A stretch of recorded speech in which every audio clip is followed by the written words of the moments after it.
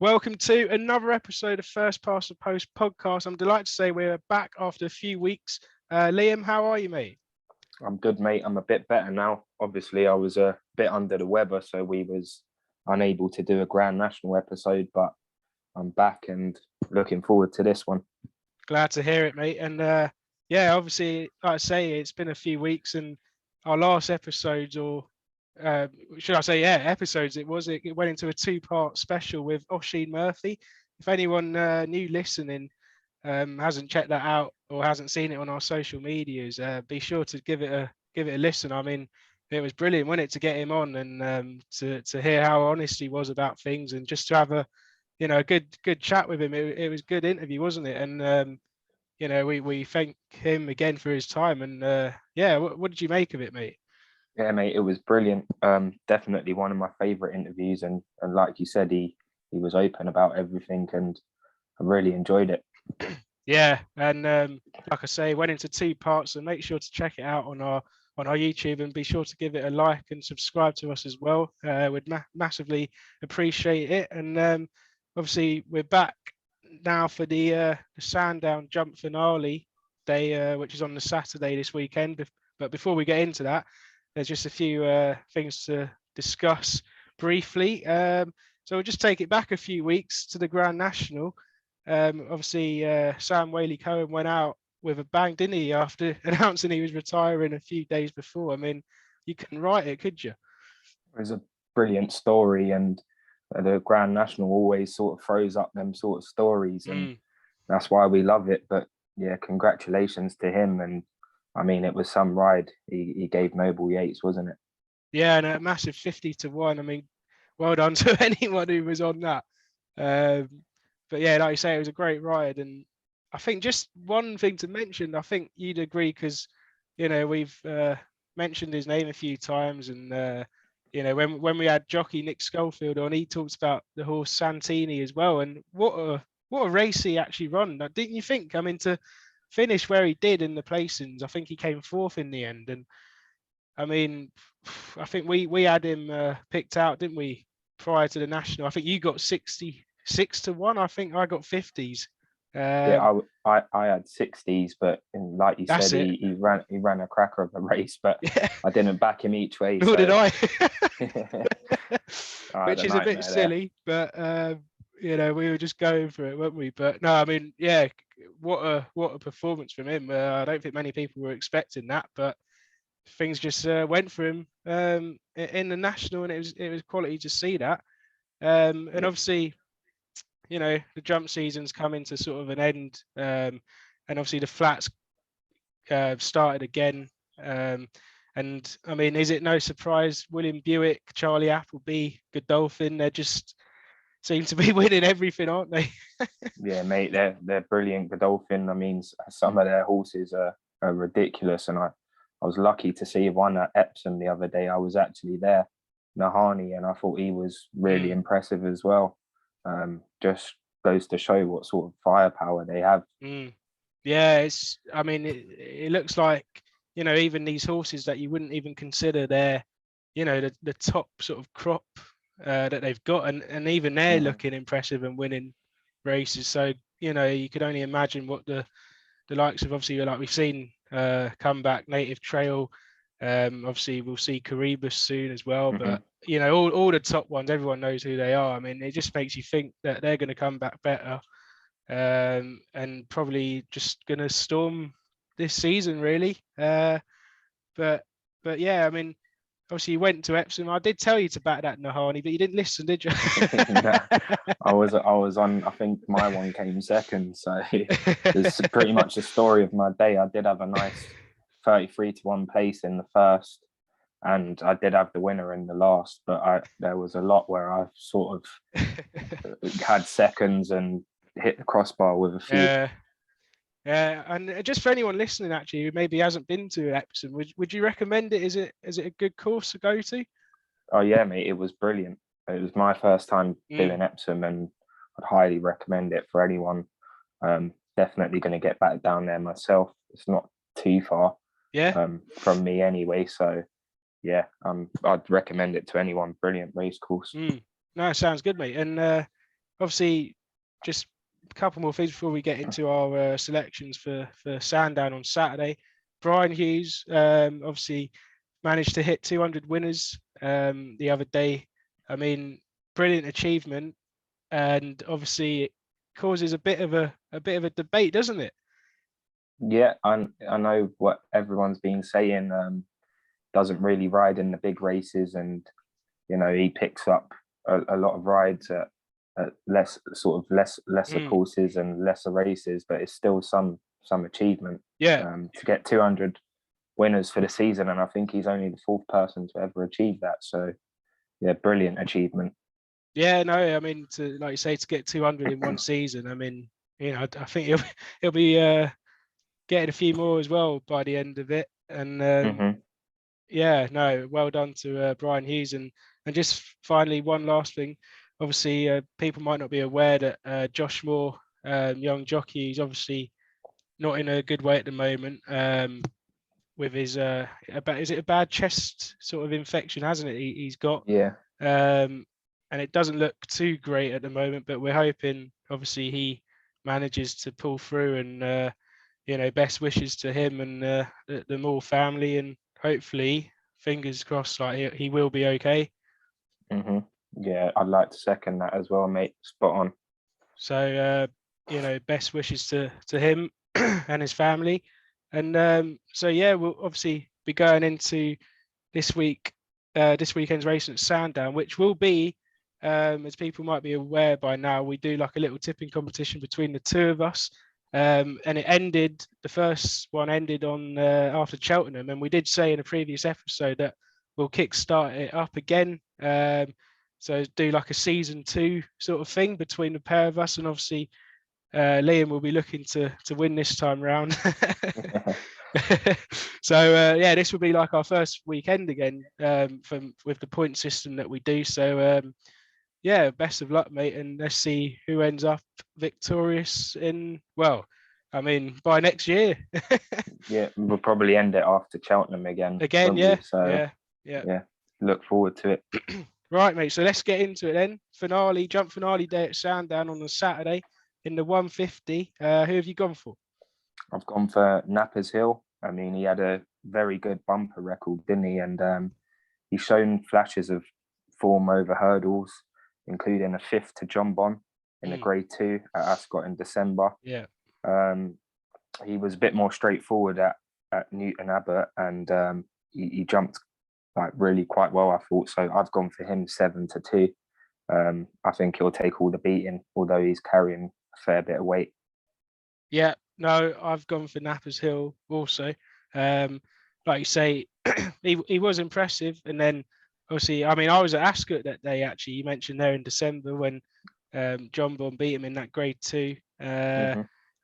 and you look at that run, and then since that, it's not really been his best at all. But then obviously last time out, won at Newton Abbot, and that was on good ground. So he's a big player, and you think maybe with that run under him, he could be coming back, to his best. And I think you're looking at this race, he's probably the best horse in the race, definitely the strongest. And I just think winning last time out might have sort of got him going again, and wouldn't be surprised if he, finds this potentially as easy as he did at Newton Abbot. And yeah, I've gone for Nappers Hill as well, mate.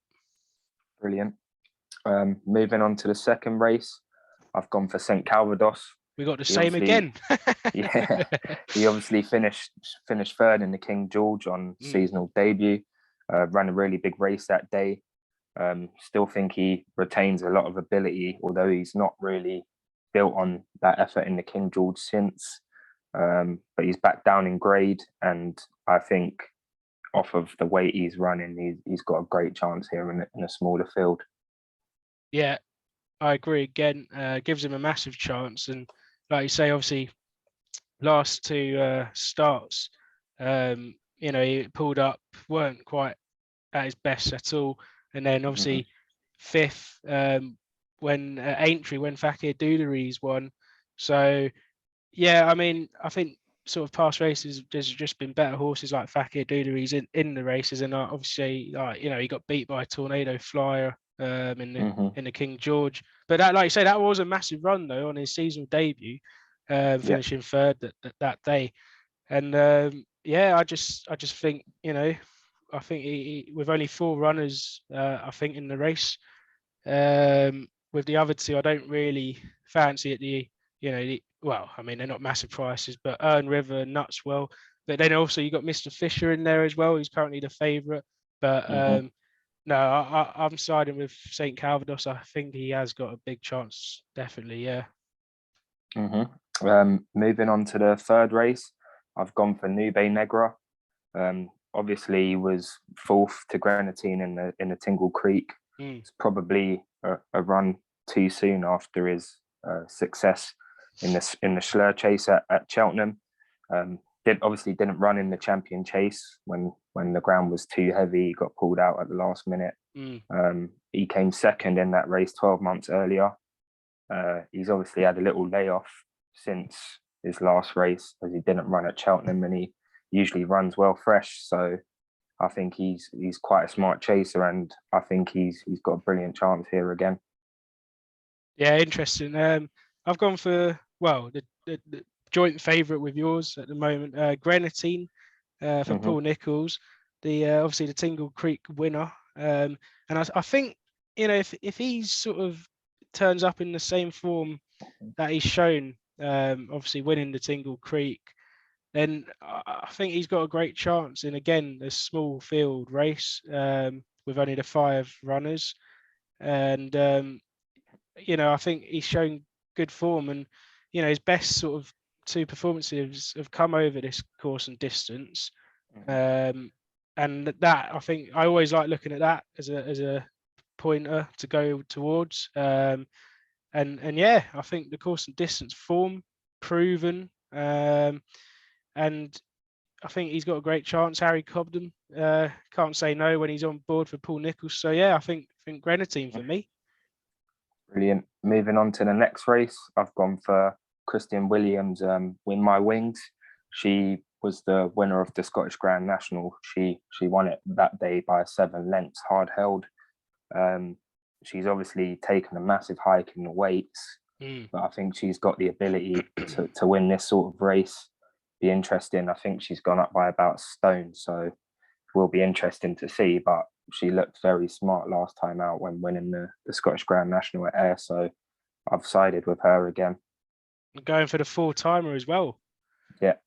Yeah, interesting. I was torn here between the two at the top of the market, really, Enrillo and Kitty's Light, and I've actually opted to go for Kitty's Light. Christian Williams, Jack Tudor on board. I think Hmm. the 2 previous runs this horse has had, obviously finishing second, and you look at the first one of those, second of 14, 2 3/4 lengths behind Captain Nord, Hmm. and then obviously last time out at Ayr, well, it's quite a bigger distance, 7 lengths behind Win My Wings as well. So which is your horse, Yeah. and I think with Kitty's Light obviously carrying less weight than yours, I think that form could well be reversed, and I think that's what really has swayed me to choosing Kitty's Light in this, to be honest, mate. So Hmm. yeah, Kitty's Light for me. Best of luck there, mate. Moving on to, I think it's the fifth race. I've gone for Yep. Fusel. I've gone for Fusel Raffles. Daryl Jacobs riding again, which is brilliant to see. Nicky Henderson Mm. horse. Actually started the season really impressively. Came 5.5 lengths behind Brave Man's Game on the seasonal debut. Obviously, Brave Man's Game wasn't at his best last time out, but it's pretty decent form to me. Then followed that up with a win over Kitty's Light, Clondor Castle, some other very good horses in that race. Chamblou actually fell, and you had Surname, who's probably a bit past his best, but he's not really sort of followed up on his early season form. But I think he's still got a lot of ability, and just looking at the market, I think he's actually the biggest price. I know it's only 4 again, four isn't it? four run a race, but at 10-3, I'd be happy to take that all day long. Interesting. Yeah. No, I like that. I've gone for Scaramanga, Paul Yeah. Nicholls again. Hopefully he'll have maybe a couple of winners on the day. Obviously he's got McFabulous in this as well, hasn't he? Mm-hmm. And obviously Scaramanga, you're looking at sort of last few races haven't been good. Obviously was racing in a big handicap last time out of Newmarket. It weren't great, nor was its last run before that. But then you then look at last year, and it's won a few in succession, where it won at Newbury, Sandown, and then Newbury again. So beating a few decent horses in there, and I think in such a small field, competitive field as well, I think this horse might have a bit of beating. And I'll be siding with this in such a small field, to be honest. So yeah, Scaramanga for me. Moving on to the penultimate race, I've gone for Jackamar, who actually ran really well when winning at Kempton on Boxing Day. Ran a massive race that day. Obviously hasn't sort of followed up the form really until winning at Leicester. But obviously has since come 4th out of 5 since then. I really do like this horse though. I've backed it a few times and it's won some money for me. And I think you can get 10-1. I'd be siding with it again in another race that's not really the greatest of quality. But yeah, for me, Jackamar proven over the distance and should like the ground. So that's the one for me, mate. And the trainer of that horse, Milton Harris, is sort of making his way up the ladder, isn't he, Milton Harris? Yeah. So definitely a trainer to keep an eye on for now and the future, definitely. I've gone for Brief Ambition here for Fergal O'Brien, Paddy Brennan, looking for the four-timer. Made all on chasing debut at Kempton, jumped quite well in November and has won 2 small field handicaps in the meantime. I mean, has been bumped up £6, £6 rise in the weights, but it was an eye-catching RPR last time. The horse he beat, so and that horse has won further since that race. So I think Brief Ambition is considered for this, looking for the 4-timer, and I'm confident that the hike in the weights won't really be too much of an issue. And obviously he's proven at the distance as well, because he won 2 miles 4 when he made all on his chasing debut, which was at Kempton, and obviously at Sandown on Saturday is 2 mile 4 again. So yeah, I'll be quite confident in going for Brief Ambition, and hopefully the horse makes it 4 out of 4. Brilliant. And moving on to the last, I've gone for Champagne Court, who's actually really a frustrating horse, really, when you look at the form. Has come second in his last 4, but he's a course and distance winner. He's gone back down in weight again. And I just think that with dropping back down in weight and being proven over the course and distance, he'll like the track and, down in weight again. And I fancy him to maybe get his head in front this time. Yeah, this was out of all of the races, it was definitely the one I had trouble picking, one which I was most confident about, to be honest.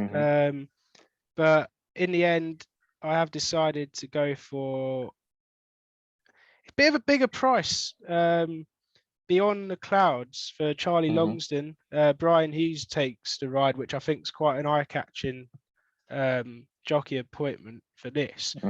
And obviously, if you look at Beyond the Clouds, great form really. Finishing second, first, and then a few more seconds, and third, and then another win. Obviously, you look at this and you think, well, he's coming up against a few more high level horses in, you got the likes of 50 Bull for Gary Moore. Paul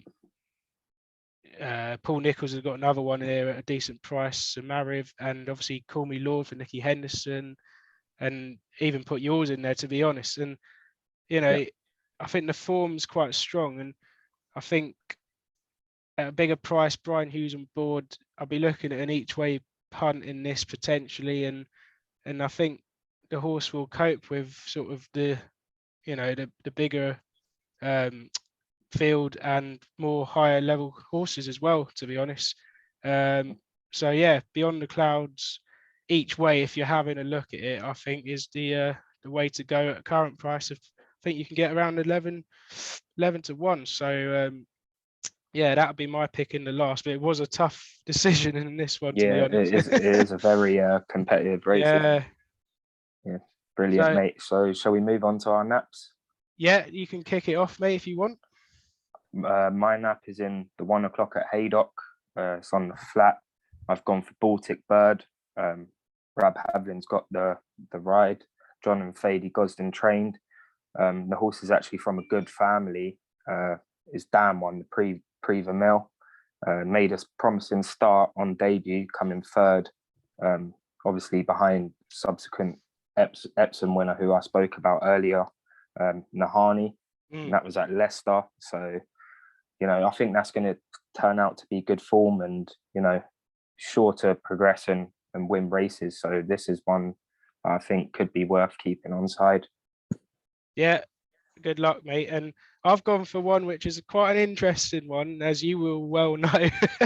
Yeah. And a few of our listeners who this is way back to our first few episodes now. And when we had Jockey at the time, Gemma Tutty on, who is now a trainer, she did speak about this horse as one to look out for in the future, Strawman, in the 705 at Doncaster. And I've had a look at it, and obviously it's reappearance this season. And when she spoke about this horse with us, she definitely was quite excited by it, wasn't she? Yeah. And obviously I'm excited to see it in action, really, since she's told us about it. And you look back at it from last year, actually won 3 races in a row, which is brilliant, and then finished a second at Haydock. Couldn't make it the full timer, but I think with the fairly long layoff and obviously back for this seasonal reappearance, I think Strawman, I'm excited by this horse, and I think current odds of 5 to 2, 8 runners. He's up there in the market and don't look the strongest of races. And if Gemma Tutty was right in what she was saying to us, it could be he could make a winning start on seasonal reappearance. So I'll be going for Strawman in the 705 at Doncaster on Saturday for my nap. Lovely stuff, mate. So yeah, hope everyone enjoyed that. We will put our selections on our Twitter probably, well, either sometime tomorrow or Saturday morning. And I would advise everyone to not follow Liam's. No, of course not. No. So yeah, I mean, we got some decent racing obviously tomorrow as well. The flat at Sandown, which is looks quite a decent card. So if anyone's going to that or having a punt on those races tomorrow, enjoy. And yeah, hopefully we'll be back for another episode soon. Very soon, mate. Just before we go, I'd like to say, if you haven't already, please do go and follow us on Twitter. We've actually run 2 competitions lately, give away a £50 free bet and a £25 free bet, and both people have actually had some nice winnings back off of them. So it's something we're going to be doing quite regularly. So if you want to win a free bet or something, we'll probably be running other competitions as well. Just go over to our Twitter and keep an eye out. Yeah, we'll be going for the next time we do that. We'll be going for 3 out of 3, won't we? For hopefully another competition winner that wins off their free bet. So if you want to get involved with that, check us out on Twitter at FPTP Podcast. So thank you everyone for listening, and we'll be back soon. Cheers, guys.